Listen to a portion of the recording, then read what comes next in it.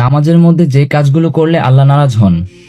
ভাই বোনেরা, অনেকেই নামাজ পড়ি, কিন্তু এমন কিছু ভুল করি যেগুলোর কারণে আল্লাহ আমাদের ওপর নারাজ হন। আসুন আজকে জানি। 1. নামাজে আকাশের দিকে তাকানো। রাসূল সাল্লাল্লাহু আলাইহি সাল্লাম বলেছেন, কিছু মানুষ নামাজে আকাশের দিকে তাকানো বন্ধ না করলে তাদের দৃষ্টি কেড়ে নেওয়া হবে। সহিহ বুখারী ও মুসলিম। তাই সিজদার স্থানে বেশি বেশি তাকানো। 2. সিজদায় কনুই মাটিতে লাগানো। রাসূল সাল্লাল্লাহু আলাইহি সাল্লাম বলেছেন, সিজদায় শিয়ালের মতো হাত বিছিয়ে দিও না। বুখারী ও মুসলিম। তাই কনুই উঠিয়ে রাখা। 3. নামাজে চোখ বন্ধ করা। অধিকাংশ আলেম বলেছেন, চোখ খোলা রাখা সুন্নত, শুধু মনোযোগ নষ্ট হলে সাময়িকভাবে চোখ বন্ধ করা জায়েজ। তাই সবসময় চোখ বন্ধ রাখা সুন্নত বিরোধী। 4. নামাজে ঘুমিয়ে পড়া। রাসূল সাল্লাল্লাহু আলাইহি সাল্লাম বলেছেন, যখন তোমাদের কেউ ঘুমে আচ্ছন্ন হয় তখন নামাজ পড়ো না যতক্ষণ না ঘুম কেটে যায়।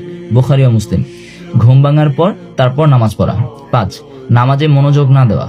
আল্লাহ বলেন, দুর্ভোগ তাদের জন্য যারা নামাজ পড়ে অথচ তারা গাফেল থাকে। সূরা মাউন। নামাজ শুধু পড়া নয়, মনোযোগও দিতে হবে। 6. প্রথম রাকাতে ছোট সূরা, দ্বিতীয় রাকাতে বড় সূরা পড়া। এভাবে পড়লে নামাজ সহিহ হবে, কিন্তু সুন্নাহ বিরোধী। কারণ রাসূল সাল্লাল্লাহু আলাইহি সাল্লাম প্রথম রাকাতে লম্বা, দ্বিতীয় রাকাতে ছোট সূরা পড়তেন।